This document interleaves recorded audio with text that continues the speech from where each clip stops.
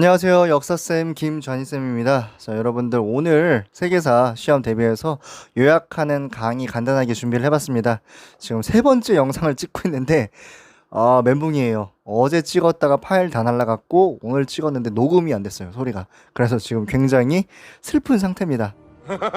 자, 여러분들도 힘들죠? 저랑 같이 열심히 힘들게 공부 한번 해봅시다. 자, 바로 한번 시작을 해보도록 할게요. 자, 우선 서아시아부터 한번 살펴보도록 할게요. 서아시아 얘기를 했을 때 이제 우리 아시리아, 아수르라고도 얘기를 하고요. 페르시아 처음에 같이 비교했습니다. 아시리아 같은 경우는 굉장히 억압적인 통치였고요. 페르시아 같은 경우는 관대한 통치였죠. 그랬을 때 아시리아 같은 경우 키워드가 뭐가 되겠습니까? 억압적인데 수메르 문명이랑 또 비슷해. 지구라트라든가 쐐기문자 이렇게 여러분들 기억해 주시고, 페르시아는 이걸 보고선 관대하게 해야겠다 라고 생각을 하는 거죠. 그러면서 뭐 이제 통치민들에 대해서 세금이라든가 혹은 이제 종교라든가 이런 것들을 좀 인정해주는 모습들을 같이 살필 수가 있었습니다. 플러스 알파로 페르시아 같은 경우는 키워드가 중요했습니다. 그래서 이제 왕의 눈, 왕의 코, 코 없지. 지금 태양 노래가 떠올랐어요. 눈, 귀, 왕의 귀, 이러한 이제 총독들, 그리고 이제 또 왕의 길, 이런 역참제도도 기억을 하시고요. 조로아스트교도 같이 기억을 해주시면 좋고요. 요건 이제 평가원이라든가 순위라든가 이제 자주 출제가 되니까. 쌤이 또 말씀드리고 싶은 거는 그리스와의 전쟁이죠. 그래서 이제 그리스, 페르시아, 페르시아, 그리스 전쟁. 그때 누가 이겨요? 그리스가 이기잖아. 그리고 누가? 알렉산더 대왕이 페르시아를 멸망시키잖아요. 이런 것까지 같이 기원전으로 아주 강력한 세력을 뻗쳤던 페르시아 중요하다고 말씀드릴 수 있겠습니다. 중요하기 때문에 당시 이제 이후에 파르티아라든가 또 사산 페르시아라든가 이러한 국가들이 페르시아 아케메네스 왕조 페르시아를 굉장히 본받았다, 약간 계승하려고 노력했다까지도 같이 보시면 될 것 같아요.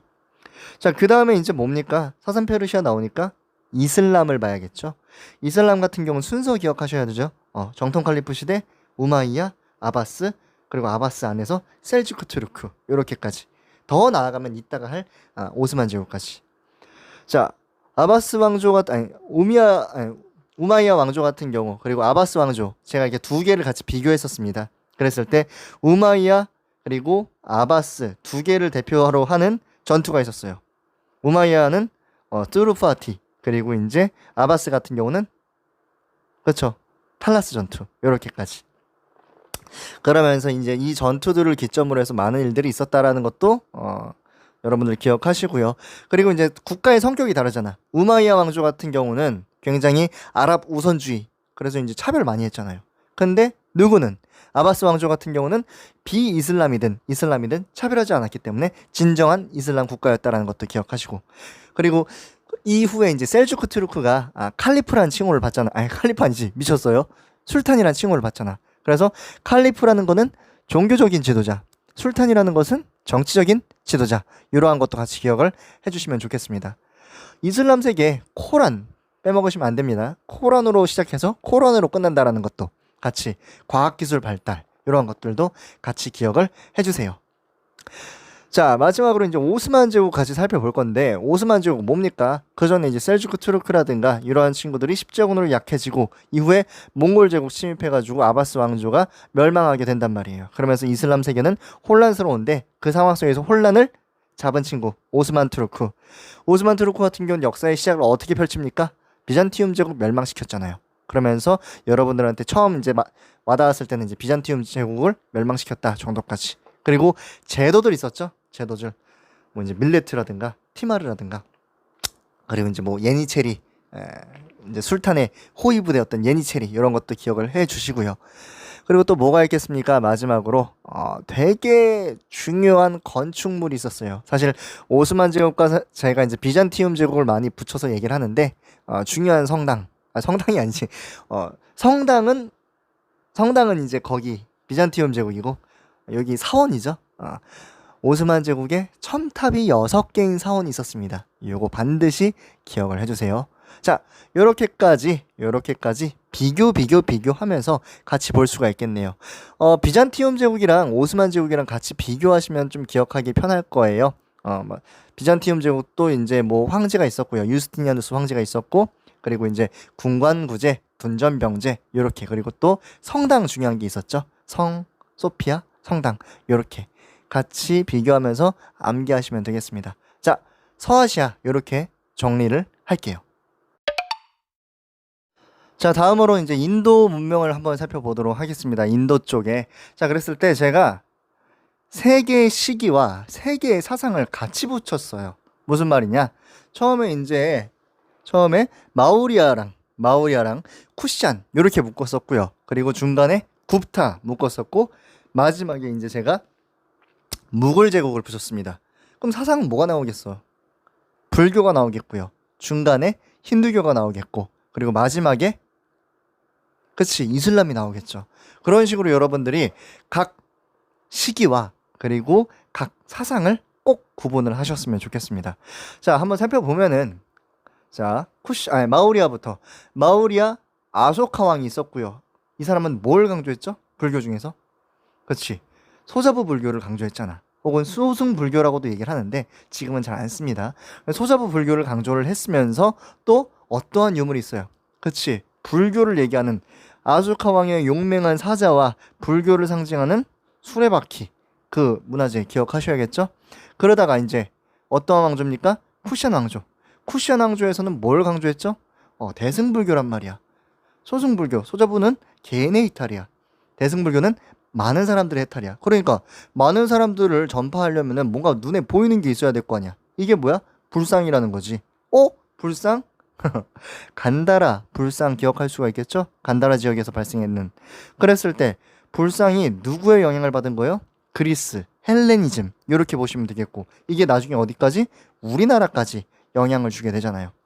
그래서 이제 쿠션 왕조 뭘 기억하시면 되냐면은 간다라 미술, 간다라 불상 또 기억하시면 되겠다. 대승불교. 자, 이렇게까지 첫 번째 나눕니다. 두 번째로 뭐예요? 미쳤어요. 굽타 왕조가 되겠죠. 굽타 때는 뭐예요? 인도 문화의 고유한 모습이 만들어지는 시기라고. 그게 뭐예요? 지금 인도에서 가장 많은 종교가 뭐예요? 힌두교. 그러니까 막 브라만교라든가 또 막 그 이외에 여러 가지 그 포용적인 성격이 있었단 말이야. 그런 것들을 다 포용한 종교가 뭐예요? 힌두교라는 것이. 그리고 또 이 당시에는 제가 말씀드렸다시피 인도 고유의 문화가 만들어졌다고 말씀드렸습니다. 그럼 뭐 이제 샤쿤탈라라든가 다 이거 수업 시간에 다 얘기했었죠. 막 선녀와 나무꾼 얘기하고 막 시타 얘기하고 막 그런 내용들이 있었잖아. 막 원숭이 왕 얘가 막 손오공이고 이런 내용들 말씀드렸잖아요. 그래서 이제 인도 고유의 문화가 이때 형성이 되었다라는 것까지, 언제? 굽타까지.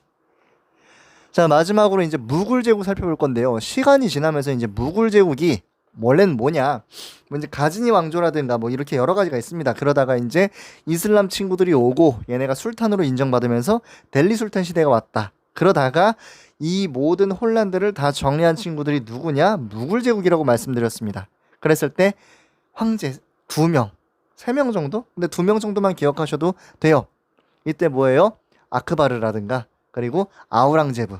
근데 이 둘은 되게 달랐다고 말씀드렸잖아요.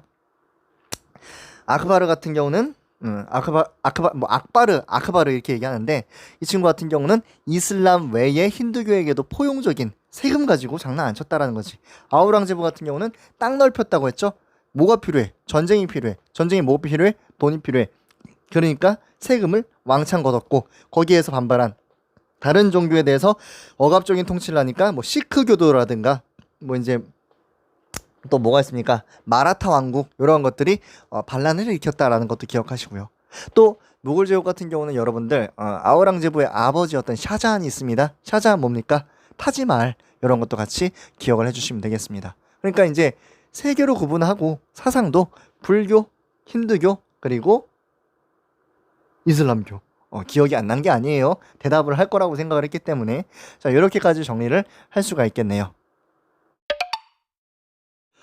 자, 이제 유럽사가 되겠는데요. 유럽 같은 경우는 여러분들 많은 사건들이 있었습니다. 그랬을 때 이 사건들을 잘 기억을 하셔야 되는 게 굉장히 중요해요. 우선은 시기 구분부터 해볼게요. 자, 기원 전으로 해가지고 처음 나오는 친구들이 누구죠? 그쵸? 그리스란 말이야. 그리스라고 얘기를 했을 때 제가 두 개로 딱 쪼갰습니다. 어떻게? 아테네, 스파르타. 쪼갰어. 그래서 아테네는 민주 정치가 중요하다고 말씀을 드렸고요. 스파르타 같은 경우는 군국 정치. 그리고 아테네 민주 정치의 꽃은 뭐? 페리클레스. 죄송합니다. 페리클레스 말씀을 드렸잖아요. 그러면서 이제 뭐 500인 회의라든가 이러한 내용들도 있는데 중요하니까 또 이제 아테네 민주주의 하면은 도편 추방제 이런 것도 꼭 기억을 해 두셔야 된다라는 거 말씀을 드렸습니다. 그리고 이제 의회 정치가 굉장히 발달을 했다라는 것도 같이 세트로 스파르타 같은 경우는 뭡니까? 헤일로타이라고 하는 많은 이제 피지배 계층들이 있었고 얘네들을 이제 제압을 해야 되니까 뭐예요? 군국주의 실시를 했다라는 거. 그리고 그 이후에 헬레니즘 같은 경우는 어떠한 특징을 갖고 있어요? 대제국이란 말이야. 마음이 넓어졌어. 그래서 세계 시민주의적인 성격을 갖고 있다라는 거. 그리고 알렉산더의 원정을 여러분들 꼭 기억을 해주세요. 페르시아랑도 겹치기도 하고 또 이제 시기적으로 어느 시기인가 이런 것도 펠로폰네소스 전쟁이 있었고요. 그리고 이후에 이제 헬레니즘 제국 그리고 이제 우리가 이제 또 보는 로마 제국도 형성이 되는 그러한 시기 구분도 꼭 여러분들 해주시길 바라겠습니다. 자, 로마 얘기했으니까 로마로 한번 진행을 해보죠. 로마 같은 경우는 포에니 전쟁을 전후로 기점으로 엄청나게 성장을 하게 되죠. 그러면서 성장하면서 라티푼디움이라든가 그리고 이 평민층을 살리기 위한 여러 가지 시도들이 있었죠. 뭐 12표법이라든가 뭐 여러 가지 뭐 이제 호르텐시우스법이라든가 리키니우스법이라든가 이런 것들도 있고요. 이런 것들이 있고요. 이후에 뭡니까? 이것들을 이제 라티푼디움이라는 대농장이 너무나도 커지니까 평민들을 살리기 위해서 그라쿠스 형제의 개혁도 있었고 그 과정에서 귀족파랑 평민파랑 막 싸우게 됩니다. 그래서 누가 좀 막 둘이 싸우니까 누가 좀 절대적인 사람이 나타나가지고 이걸 좀 정리를 해줬으면 좋겠다 라고 얘기하면서 삼두 정치가 실시가 되고 그러면서 최후의 승자였던 누구? 옥타비아누스. 그래서 아우구스투스라고 얘기를 드렸죠. 첫 번째 황제 프린캡스 제1시민 중요하다고 말씀드렸습니다. 그렇게 황제가 나오게 되고 그 이후에 이제 마르쿠스 아울렐리우스까지 해서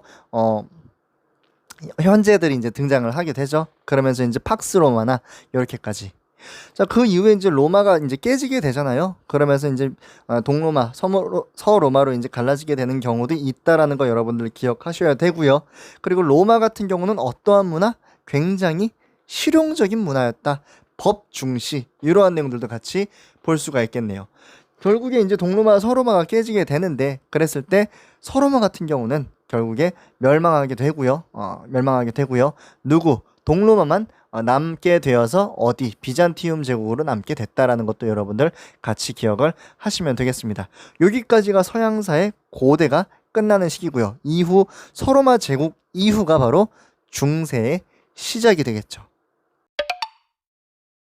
자, 여러분들 중세가 시작이 되었습니다. 중간 세계, 중간 시기라는 뜻을 갖고 있는데 그랬을 때 뭐가 중간 시기라는 건가?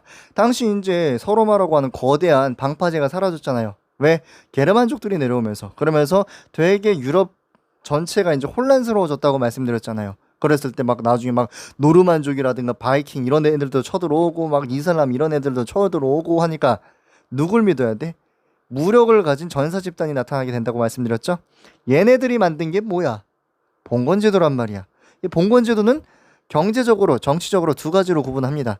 정치적으로는 주군과 신하라고 하는 주종제가 있고요. 경제적으로는 봉토를 나누어준 그 안에서 농노들을 컨트롤하는 장원제가 있었습니다.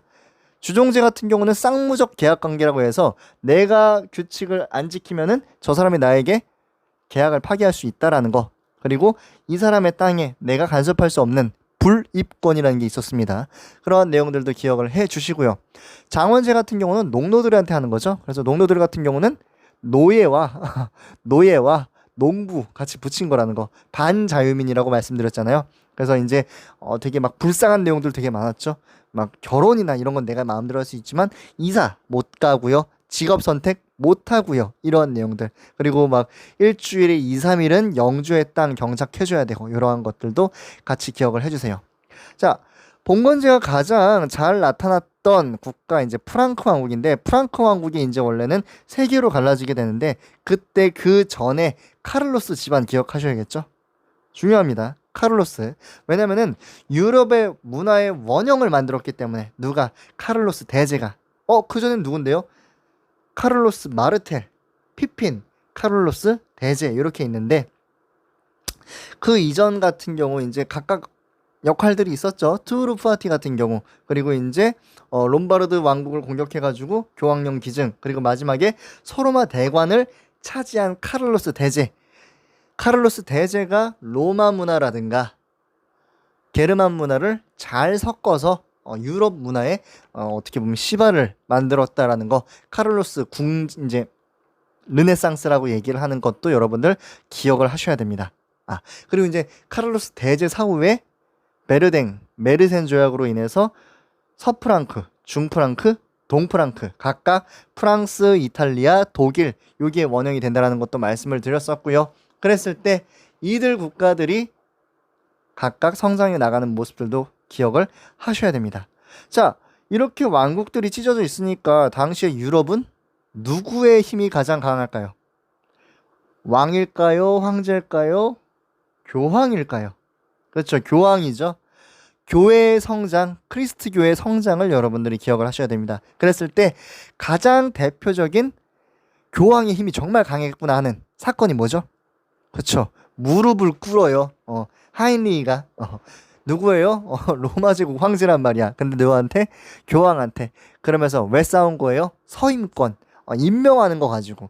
신부를 누가 임명하는가? 왜? 교회가 썩었기 때문에 하인리히가 이제 이거를 막 바꾸려고 했거든. 근데 이제 교황이 그걸 막았잖아. 그래서 이제 파면시켜 버렸잖아. 교황이 황제를 파면시켜 버립니다. 그 정도로 강했다라는 거 여러분들 기억하시고, 교회가 올라가. 거기에 따라서 굉장히 여기에 대해서 비판적인 의견들이 있었죠. 그런 내용들도 있었다라는 거 기억하시면 되겠고요. 자, 이후에 교회의 권위가 엄청나게 강해지다가 꺾이게 되는 사건이 나타나게 돼요. 뭘까요? 그렇지, 십자군 전쟁. 11세기부터 이제 일어났었던 십자군 전쟁 뭡니까? 당시에 이제 비잔티움 제국이 SOS를 치니까 거기에 대해서 교회에서 서로마에서 서유럽 지역에서 많은 사람들이 갔잖아. 성공합니까? 실패하는 거지. 결국에 자기 욕심으로 나아갔다라는 거지. 그러면서 교회의 권위는 어떻게 되는 거야? 엄청나게 떨어지게 되고요. 십자군 전쟁으로 인해서 되게 교회의 권위가 떨어지는 대신에 세상에 있는 사람들이 굉장히 힘을 많이 얻게 되기도 했다는 거죠. 자, 나머지 얘기, 도시의 성장 같은 경우는 다음에 바로 진행을 해보도록 하겠습니다.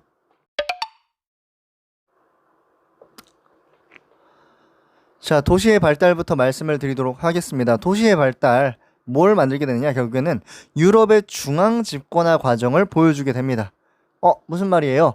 그 전까지는 농촌, 장원이 정치라든가 경제의 중심으로 이제 나왔었단 말이야. 근데 십자군 전쟁 이후로 원거리 무역이 가능하게 되고 유럽의 인구가 증가하게 된단 말이죠. 그러면서 점차적으로 도시를 중심으로 이제 국가가 운영이 되고 있었다라는 거죠. 조금씩.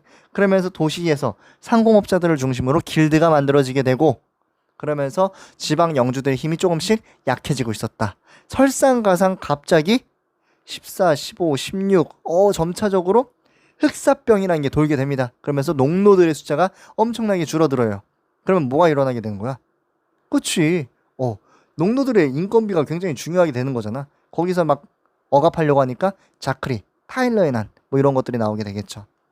결국에는 지방에 있는 영주들의 힘이 약해지다 보니까 중앙에 있었던 국왕의 힘이 강해지게 되겠죠. 그게 뭐야? 중앙집권화. 프랑스 같은 경우는 필립 얘기할 수가 있겠고, 얼마나 강해졌느냐? 교황까지도 이제는 이길 수 있다라는 거. 교황의 힘이, 교회의 힘이 엄청나게 강성해졌다. 요거는 뭐예요? 카노사의 굴욕. 약해지고 있다. 아비뇽 유수. 같이 기억하시면 되겠죠. 자, 영국 같은 경우는 왕권 강화하는 과정에서 프랑스랑 100년 전쟁, 그러다가 자기들끼리 싸우는 거, 붉은 장미, 흰 장미, 장미 전쟁. 독일은 뭐 볼 게 있나요? 거의 없죠. 대공의 시대, 황금 문서, 이런 식으로 공백기였다라는 거 정리하시면 되겠고요. 자, 이렇게 각각 유럽의 국가들이 중앙 집권화를 하는 과정에서 새로운 바람이 불어들게 됩니다. 왜? 비잔티움 제국이 멸망했거든. 비잔티움 제국이 멸망한 게 어쩌라고요? 거기 있는 그리스 로마 문화가 들어오게 됐다라고 했잖아. 여러분들, 르네상스가 돌아가게 됩니다. 그랬을 때 키워드가 뭐냐? 예술가들이 있겠죠? 레오나르도 다빈치, 보티첼리, 미켈란젤로 이러한 친구들. 그리고 르네상스를 다른 말로 우리는 인문주의라고 말씀드렸습니다. 사람을 다시 사랑하게 됐다고. 자, 그러한 내용이 있다라는 거. 자, 근데 르네상스는 제가 두 개라고 말씀드렸어요. 그래서 남부 이탈리아 르네상스랑 그리고 알프스 이북의 르네상스를 보실 수가 있어요. 그랬을 때 알프스 이북 같은 경우는 교회랑 친해요. 아, 싫어. 교회 싫어. 그리고 또 뭐가 있습니까? 현실적이야. 그래서 이제 현실을 비판한 유토피아라든가 종교를 비판한 우신예찬 중요합니다. 각각 이제 에라스무스랑 그러한 친구들이 있겠죠. 자, 요렇게까지 이제 정리를 하실 수가 있겠고요. 토마스 모의 유토피아 그리고 이제 에라스무스의 우신예찬 각각 꼭 기억해 주세요. 자, 그리고 이제 이러한 알프스 이북의 르네상스가 발전해서 뭐가 만들어지게 되는 거죠? 그쵸. 그쵸. 종교개혁. 그러면서 제가 3명 얘기했었습니다. 마틴 루터, 칼뱅, 그리고 이제 헨리. 사랑하는 게 죄는 아니잖아. 막 얘기하면서. 헨리 8세. 자, 그렇게 얘기를 했을 때 각각 종교개혁이 있었는데 주요 키워드들 특히 이제 루터 같은 경우 이제 95개조 반박문 같은 경우 기억하셔야겠고요. 칼뱅 같은 경우는 이미 구원받았다. 예정설. 그리고 이제 헨리 8세 같은 경우 그리고 이제 엘리자베스까지 같이 이어지는 영국 국교회의 성립. 물론 영국 같은 경우는 종교개혁을 신앙적인 의미가 아니라 정치적인 의미로 진행을 했었죠. 그런 것까지 같이 기억을 하시면 되겠습니다. 자, 이제 마지막이네요. 자, 마지막으로 이제 신앙로 개척을 같이 살펴볼 수가 있겠습니다. 신앙로 개척 왜 일어나게 됐는가? 그리고 어떠한 과정을 겪었는가? 그리고 마지막으로 어떠한 결과가 있게 됐는가? 왜 일어났어요? 오스만 제국이 안 나가 했잖아. 그러니까 이제 다른 곳으로 가고 싶었지, 유럽 사람들은. 그래서 어떻게 새로운 항로를 개척하게 됐다라는 거. 뭐 항해술의 발달도 있겠고요. 다양한 이유들이 있겠죠. 후추 이러한 것들도 있겠고 꼭 기억을 해주세요. 꼭. 자, 그리고 이제 전개 과정은 두 개로 나눌 수가 있겠죠. 탐험가들 그리고 문명을 멸망시킨 이야기들이 있겠죠. 탐험가들은 뭐가 있겠습니까? 뭐 바스톨로메우 디아즈라든가 그리고 이제 뭐 콜럼버스, 바스코 다가마 그리고 마지막으로 이제 마젤란 각각 이제 뭐 희망봉부터 인도항로, 서인도제도 그리고 이제 세계 일주 이렇게 내용들 기억을 하셔야겠죠. 그리고 마지막으로 이제 문명을 멸망시킨 에스파냐의 이제 코르테즈라든가 피사로 얘네들이 뭐 멸망시켰어? 각각 아즈테카 제국이랑 잉카 제국 멸망시켰잖아요. 이러한 전개 과정도 같이 살펴볼 수가 있습니다. 자, 결말 어떻게 되느냐? 되게 유럽은 좋단 말이야. 유럽을 중심으로 한 대서양 무역이 발달을 하게 됐죠. 삼각무역. 유럽, 아프리카, 아메리카 요렇게. 근데 남아메리카 같은 경우는 어떤 상황입니까? 엄청 힘들어지잖아. 인디오들 전염병으로 떼죽음 당하게 되고요. 자기들끼리 이제 발달하고 있었던 아즈테카 문명이라든가 잉카 문명이 멸망하게 되고요. 당시 유럽인들이 요 남아메리카에 뭘 설치를 해요? 플랜테이션을 설치를 하잖아. 그래서 이게 산업의 불균형을 가져오기도 했다라는 거. 이런 것도 여러분들이 꼭 기억을 하셔야겠죠. 자, 오늘 이렇게 간단하게 세계사에 대한 핵심 내용만 이번 이제 지필고사를 대비해서 핵심 내용만 한번 찝어봤습니다.